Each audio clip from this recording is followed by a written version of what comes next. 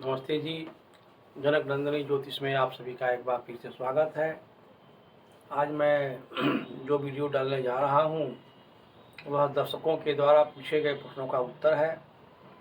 इसके बाद एक और वीडियो डाली जाएगी जो ज्योतिष के कुछ ऐसे सूत्र हैं जिसकी जानकारी अगर सामान्य लोगों को भी हो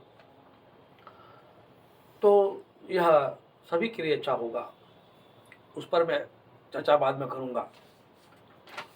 एक दर्शक जो है उन्होंने अपना डिटेल्स भेजा है। डेट ऑफ बर्थ है 11 जुलाई 1994, समय है 3 बजे दोपहर में और जन्म स्थान है बिलासपुर। 11/7/1994, टाइम है 3 PM, प्लेस है Bilaspur Chhattisgarh. Date of birth 11 जुलाई 1994, टाइम 3 PM, बिलासपुर। इन्होंने सवाल तो बहुत सारे लिखे हैं, मैं सारे प्रश्नों का उत्तर तो नहीं दे सकता क्योंकि समय का अभाव है और एक कुंडली का व्याख्या करने में बहुत समय लग सकता है। फिर भी मैं इनके बारे में संक्षेप में ही से ही कई महत्वपूर्ण बातों का उल्लेख करूंगा और उसकी विवेचना करूंगा। इस समय के अनुसार इनकी कुंडली बनती है वृश्चिक लग्न की। 8 नंबर को वृश्चिक बोलते हैं। यह राशि चार्ट है, यह भाव चार्ट है। मैं सदैव कहता हूँ कि कभी भी किसी को भी हमेशा भाव चार्ट को ही देखना चाहिए। राशि चार्ट का मतलब हुआ कि ग्रह 12 राशि में किस राशि में है, और भाव चार्ट का मतलब हुआ कि ग्रह किसी राशि में तो होगा ही होगा, लेकिन वो किस भाव में है एक्चुअल में। तो डिग्री कम होने से ग्रह भाव बदल देते हैं। कोई भी ग्रह अच्छा या बुरा नहीं होता, बल्कि यह कुंडली के 12 भावों में जिन भावों से वो जुड़ा होता है उसी का रिजल्ट देता है। जैसे आपके पास जो भी सामान होंगे किसी के मांगने पर वही देंगे, दूसरा नहीं दे सकते। तो इस भाव चार्ट को देखिए। राशि चार्ट में शुक्र 10वें घर में बैठा हुआ है, 10th हाउस में शुक्र बैठा हुआ है। भाव चार्ट में 10th हाउस खाली है। यह शुक्र 9वें भाव में बैठ गया। 10वें भाव में क्यों नहीं रहा? क्योंकि 10वां भाव जिस डिग्री से आरंभ हो रहा है उसकी डिग्री से शुक्र की डिग्री कम है। मतलब कोई व्यक्ति पटना में आया तो पटना तो भाई दानापुर से आगे बढ़ेंगे, सगुना मोड़ से तो पटना चालू है। तो क्या पटना कंकड़ बाग में आ गया या गांधी मैदान में आ गया? नहीं ना आ गया। तो जब तक वो गांधी मैदान में नहीं पहुंचता तब तक थोड़ी कहते कि पटना में गांधी मैदान में है। इसीलिए ऐसा होता है। अब इसको कैसे देखें? आप लोग भी अपनी कुंडली, चाहे वो किसी भी लग्न का हो, उसको आप देख सकते हैं। सबसे पहले देखिए प्रोफेशन का घर, प्रोफेशन का हाउस 10th यानी 10वां भाव इसका खाली है। 10th हाउस खाली है। इसका मतलब क्या हुआ? यह व्यक्ति किसी एक ही कार्य में लगे रहे, एक साथ बहुत कार्य करे, ऐसा संभव नहीं है। अब इनकी कुंडली में 10वें भाव से जुड़ा हुआ केवल सूर्य और केतु है। इसका मतलब क्या हुआ? 10वां घर ही सफलता का, name and fame, success and glory का।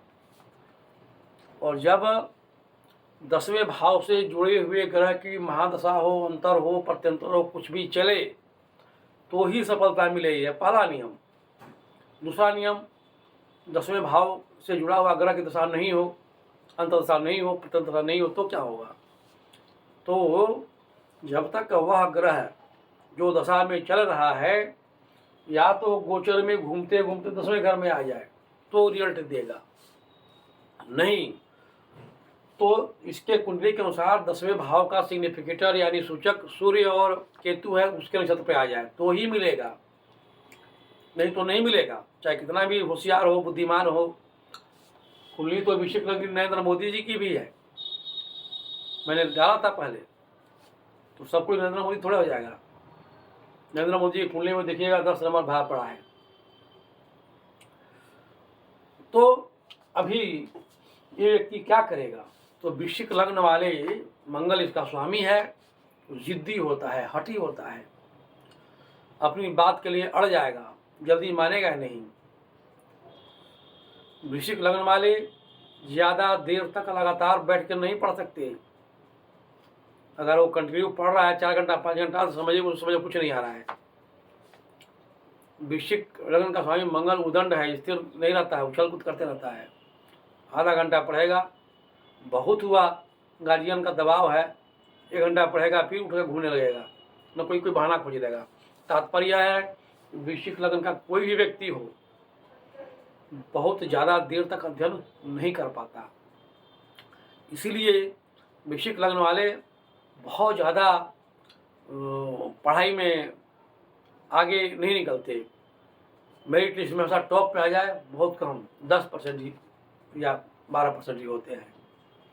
अब वृश्चिक लग्न का स्वामी मंगल सामने बैठा हुआ है। देखिए ज्योतिष कहता है कि जब कोई ग्रह अपनी राशि में बैठा रहे या अपनी राशि को देखे तो वह श्रेष्ठ माना जाता है।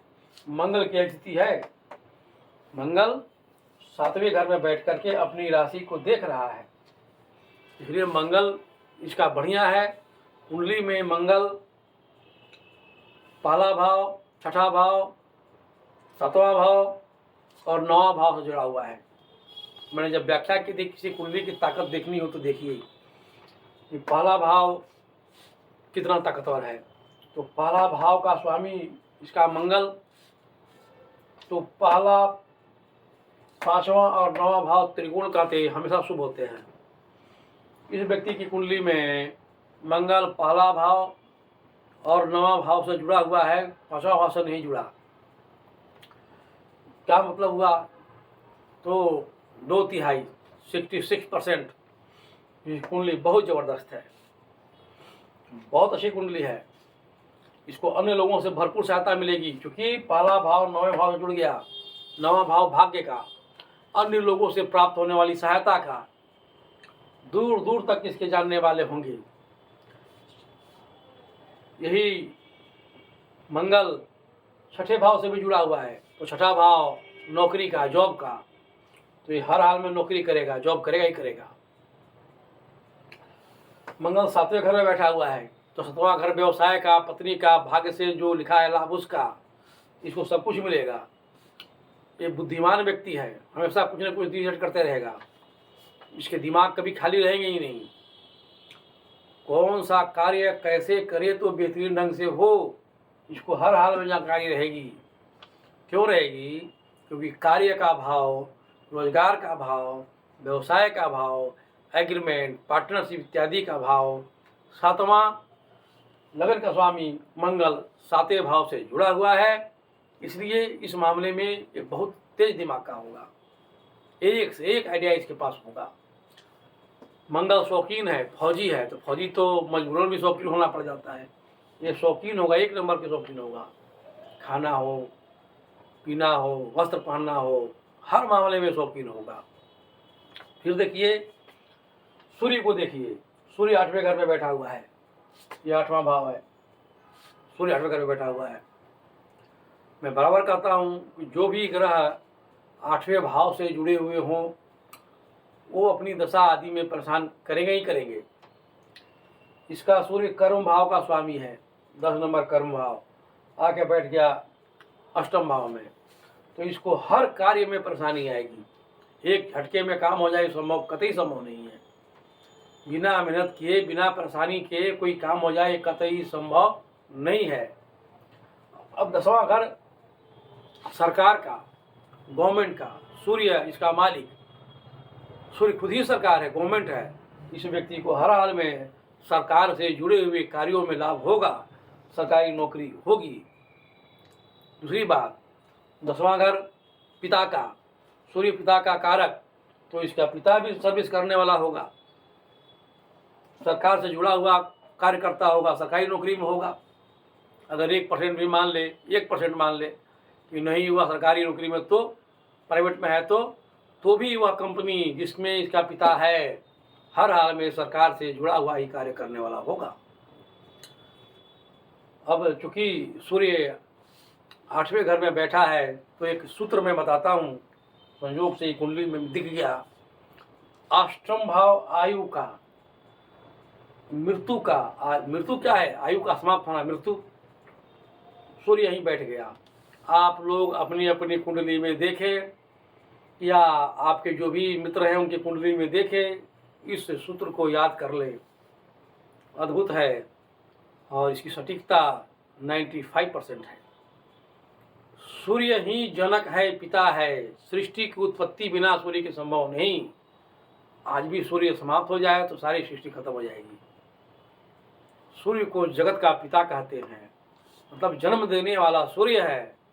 और जब सूर्य खुद 8वें घर में बैठ जाए, मृत्यु के घर में बैठ जाए, तो ऐसे लोगों के सामने किसी की भी मृत्यु नहीं हो सकती। उसका प्राण तब तक नहीं निकले सकता जब तक वो आदमी बैठा हुआ है। ये हट जाए वहाँ से तो भले ही मर जाए। अब क्या लाभ उठाए? ज्योतिष कहता है कि तो कैसे लाभ उठाए भाई? अगर जैसे इस लड़के की कुंडली में योग बना हुआ है, कोई ऐसी परिस्थिति में फंस गया, रोगी, या सडनली कोई एक्सीडेंट वगैरह हो गया, अगर वो वहीं पर है, बेहोश है, अनकॉन्शियस है, वो आदमी मरने पर लोग समझ रहे कि मर गया, लेकिन सांस चल ही रही है, इस साथ में ये ले जाए उसको हॉस्पिटल में, एम्बुलेंस में हो तो एम्बुलेंस में फांसे बैठा रहे, मजाल है कि उसका प्राण निकल जाए, नहीं निकल सकता। जिसके अष्टम भाव में सूर्य बैठा हो, लाल किताब कहता है, अरब की किताब है लाल किताब, जो ज्योतिषी उनको मालूम है लाल किताब क्या है। लाल किताब हमेशा काल पुरुष की कुंडली के अनुसार व्याख्या करता है। मतलब पहले यही है काल पुरुष की कुंडली, मैंने पहले बताया यही काल पुरुष, हमेशा पहला भाव पहली राशि, इसलिए आयु स्थान लिखा हुआ है। ये है जन्म स्थान, ये है आयु का स्थान। तो लाल किताब कहता है, आजमा करके देखिए इस बात को, बहुत अच्छा है। जिस किसी भी व्यक्ति की कुंडली में 8वें घर में सूर्य बैठा हुआ हो, वह व्यक्ति मृत्यु के मुख में जाता हुआ या आसन्न मृत्यु हो, सांस अटका हुआ है, लेकिन हॉस्पिटल में अगर पहुंच जाए तो जान बच सकती है, तो ऐसे लोगों को चाहिए कि साथे लेकर के जाए। वो नहीं मरेगा, वो हटेगा तो वहीं मरेगा, भले ऑपरेशन तेरे जाकर मर जाए, और फिर जब तक जाएगा नहीं बेचारा, कोई कुछ नहीं देगा, लेकिन रास्ते में तो मरेगा नहीं। या डॉक्टर साहब आ रहे हैं, जाने की स्थिति में नहीं है, वहीं में बैठा रहे, तब तक नहीं मरेगा। आजमाइए। अब यही सूर्य इसकी कुंडली में दूसरा भाव, 5वां भाव, 8वां भाव, 12वां भाव और 10वें भाव से जुड़ा हुआ है। अब 10वां भाव सफलता का, तो 8वां भाव परेशानी का। लेकिन ज्योतिष का सिद्धांत है कि हर भाव से तीसरा भाव उसकी वृद्धि करता है। ये 8वां भाव 1, 2, 3 जहाँ सूर्य बैठा हुआ है, वहाँ से गिनेगा तो 1, 2 तीसरा भाव पड़ता है 10वां भाव।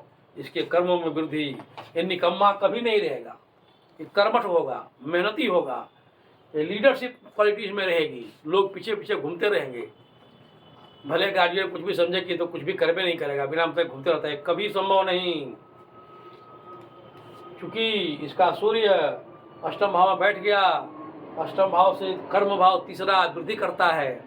अब उल्टा देखिए, 10वां भाव से 8वां भाव एकादश भाव पड़ता है, मतलब लाभ का भाव, तो इसको सरकार से जुड़ी हुई कार्यों में लाभ अवश्य होगा। लेकिन चूंकि सूर्य 8वें घर में है, तो इसकी महादशा में इसको परेशानी तो रहेगी, इसमें कोई उपाय कुछ काम नहीं करेगा।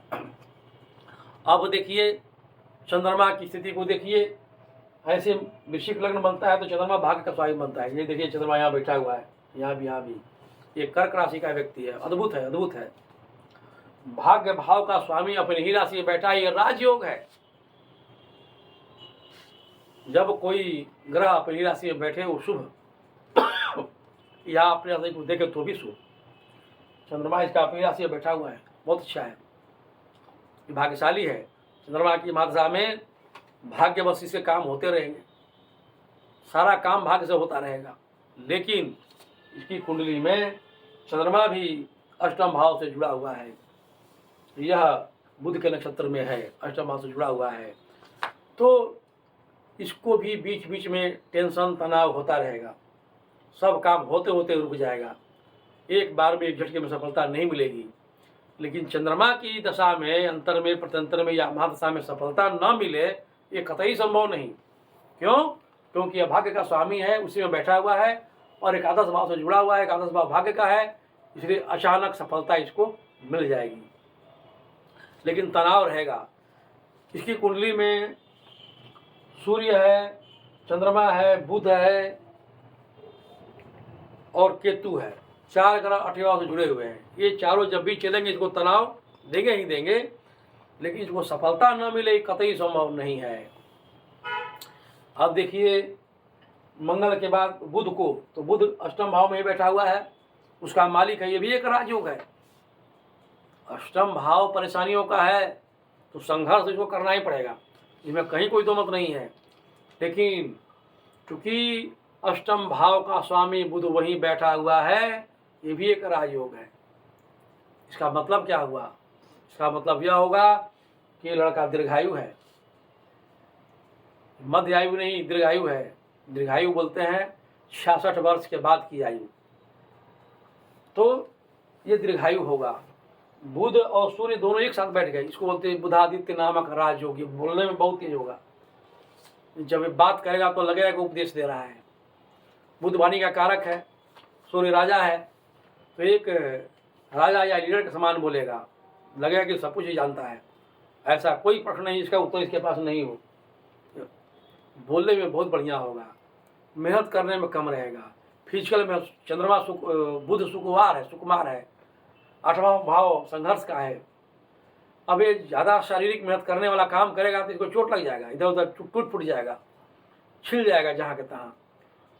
अब 8वां भाव का स्वामी बुध, बुध गला का प्रतिनिधि है, इसको ठंडा से बचना चाहिए, नहीं तो गले से, सांस से संबंधित एलर्जी इसको हो जाएगी, परेशानी हो जाएगी। बुधादित्य योग के कारण अचानक इसको ख्याति प्राप्त होगी, सफलता प्राप्त होगी, किसी विशेष विषय में विशेष सफलता प्राप्त होगी। जैसे अगर ये पढ़े, रिसर्च करे तो रिसर्च करने की ताकत इसके पास है, लेकिन होना मुश्किल है। क्यों होना मुश्किल है? क्योंकि बुध और सूर्य एक साथ बैठे हुए हैं और 8वां भाव थोड़ा परेशानी का है, हेल्थ के मामले में ठीक नहीं है, हेल्थ के लिए ठीक नहीं। इसको मैंने वृश्चिक लग्न के बारे में बताया था, जो रोग हो सकते हैं इसको हो सकते हैं। उसके बाद बृहस्पति को देखिए, बृहस्पति पंचम भाव और द्वितीय भाव का स्वामी अद्भुत है। बृहस्पति इसकी कुंडली में सबसे बेस्ट प्लैनेट है, इससे बढ़िया कोई ग्रह अच्छा नहीं है। दूसरा भाव धन आगमन, धन संचय, परिवार, कुटुंब, शासन, सत्ता, उच्च शिक्षा आदि का। पंचम भाव भी शिक्षा का, प्रतियोगी परीक्षाओं का, सरकारी नौकरी का, मंत्री अथवा मंत्री तुल्य पद का, मान का, सम्मान का, संतान का। बृहस्पति खुद ही संतान का कारक है, संतान में भी पुत्र का कारक है। अब ये मजाल नहीं है कि इस लड़के को, इस व्यक्ति को पुत्र न हो, ये कतई संभव नहीं। क्यों संभव नहीं है भाई? इसलिए संभव नहीं है क्योंकि वृश्चिक लग्न में संतान भाव का स्वामी खुद ही बुध बृहस्पति बनता है। बृहस्पति संतान का कारक तो है ही, संतान में भी पुत्र का कारक है, तो इसको पुत्र अवश्य होगा, पहली बात। अब आप इस बृहस्पति को देखिए, स्थिति क्या है, द्वादश भाव में है।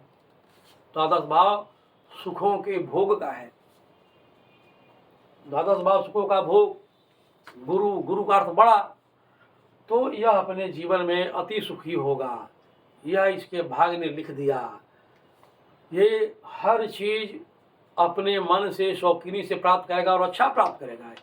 ये अल्टो उल्टो से नहीं चलेगा। मैं निंदा नहीं कर रहा हूँ, अल्टो भारतीय ट्रेन तो बंद ही हो गया, शायद अल्टो भी बंद होने वाला है, तो उस पर चलेगा ही नहीं, पैदल चल जाएगा। ये मंजूर है कि ऑटो पर ना घूमेगा, काहे नहीं घूमेगा भाई? गुरु, गुरु का अर्थ बड़ा, तो शौकीन आदमी है ना, सब कुछ बड़ा बड़ा होगा। गुरु की दृष्टि कभी भी खराब फल नहीं देती, जहाँ जहाँ देखेगा, चाहे वो अच्छा हो या बुरा, उस मामले में शानदार रिजल्ट देता है। अब जब 12वें भाव में गुरु बैठ जाए, यहाँ जब बैठा हुआ है तो गिनिए 5, 7 और 9, तो भाई 5वां भाव चतुर्थ स्थान पर, यहाँ सुख वाले भाव में बृहस्पति इसको हर हाल में सुख देगा। 7वां दृष्टि छठे भाव में विरोधियों का नाश कर देगा। इसे पार पाना कठिन है। जिसके भी कुंडली में 12वें भाव में बृहस्पति हो, ज्योतिष शास्त्र के लोग बोलेंगे कि तो ग्रहण योग में है, चंडाल योग में है, तो बकवास बात है। चंडाल योग में है, बृहस्पति से श्रेष्ठ ग्रह कोई होता ही नहीं। निर्विवाद रूप से यदि कोई श्रेष्ठ ग्रह है वो बृहस्पति ही है। छठे भाव में ऐसे लोग शत्रु बनता है, दुश्मन को घुटने टेकने पर मजबूर कर देगा। इसकी 9वीं दृष्टि 8वें भाव में पड़ेगी। 8वां भाव आयु का, मृत्यु का, जल्दी मृत्यु नहीं होने देगा। ये जब मृत्यु इसकी होगी, नामी गिरामी व्यक्ति रहेगा, लाइन लग जाएगी, पेपर में नाम आ जाएगा, फलना बाबू नहीं रहे। यह बृहस्पति के कारण है। दूसरी सबसे महत्वपूर्ण बात, बृहस्पति ही मोक्ष का कारक ग्रह है। मोक्ष तभी मिलता है जब पाप और पुण्य दोनों नष्ट हो जाते हैं। ये धार्मिक व्यक्ति होगा लेकिन पाखंडी नहीं होगा। 12वां भाव भी मोक्ष का है। देवताओं के भी आचार्य गुरु वहीं बैठे हुए हैं, मोक्ष कारक गुरु। लेकिन मोक्ष दिलाने वाला ग्रह केतु, देखिए केतु की दृष्टि है कि नहीं 14 भाव पर, जहाँ पर केतु गुरु बैठा हुआ है। तो यह व्यक्ति अंतिम समय में मोक्ष प्राप्त करने की क्षमता रखता है। ऐसे लोग मोक्ष प्राप्त करके ही दम लेते हैं। अब मोक्ष में पाप और पुण्य दोनों खत्म होते हैं। पुण्य खत्म होगा तो दुख तो होगा ना भाई। यही राहु और गुरु और केतु की दृष्टि खराब फल करेगी। ये परेशानी में रहेगा, कोई न कोई इफ बट चलते ही रहेगा। क्यों? इसको तो मोक्ष मिलना है, तो पूर्व जन्म में जो भी किया है वो सब इसी जन्म में भोग कर खत्म हो जाना है। इसीलिए यहाँ पर गुरु राहु चंडाल योग इसके लिए भले ही सांसारिक रूप से अच्छा नहीं हो, लेकिन आध्यात्म के दृष्टिकोण से, परलोक की दृष्टि से ये अद्भुत है। अब इसके बाद आता है शुक्र। शुक्र को देखिए, वृश्चिक लग्न में शुक्र भोग, 2 भाव भोग के होते हैं, 12वां और 7वां, 2 नंबर 7 नंबर स्वामी शुक्र। अभी अति भोगी होगा, ये दिलफेक लड़का है। 4था भाव में शनि है, शुक्र भाग भाव में बैठेगा। भाग्य ने लिखा, थोड़ा सा इसको अपने आचार व्यवहार पर संयम रखना चाहिए, नहीं तो भोग के विलासता में बदल देगा और इस कारण इसको बदनामी होगी। ये बदनामी तय है। यदि इसने अपने स्वभाव पर नियंत्रण न रखा, बदनामी निश्चित है। उसके बाद शनि 11 नंबर बैठा है। ये शश नामक पंच महापुरुष योग बना करके बैठा हुआ है। ज्योतिष के दृष्टिकोण में इसको अति शुभ मानेंगे और ये है भी। लेकिन आप देखिए शनि की दृष्टि कहाँ?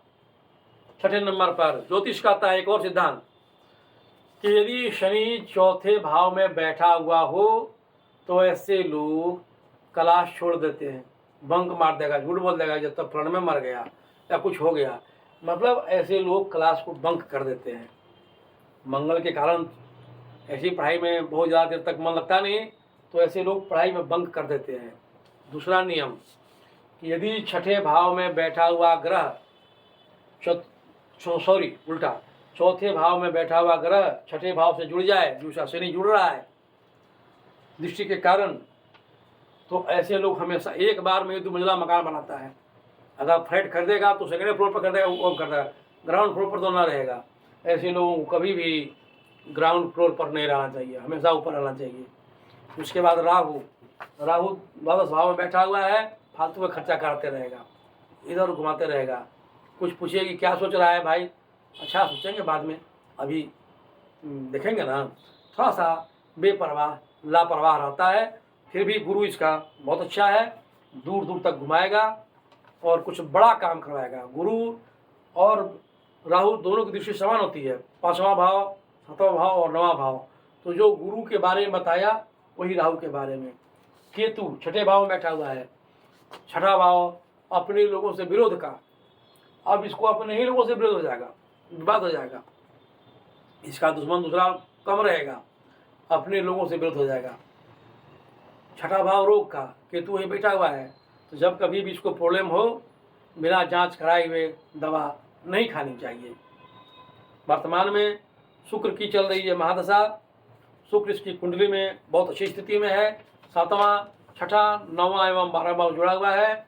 इसको नौकरी हर हाल में मिलेगी, गुरु की दशा में ही मिलेगी, और इसकी शादी, संतान, सब कुछ गुरु के दशा में ही हो जाएगा, या शुक्र के दशा में हो जाएगा। शुक्र 31 मई 2027 तक है। इस दौरान इसकी शिक्षा पूरी होगी, नौकरी भी होगी, विवाह भी होगा और संतान भी होगी।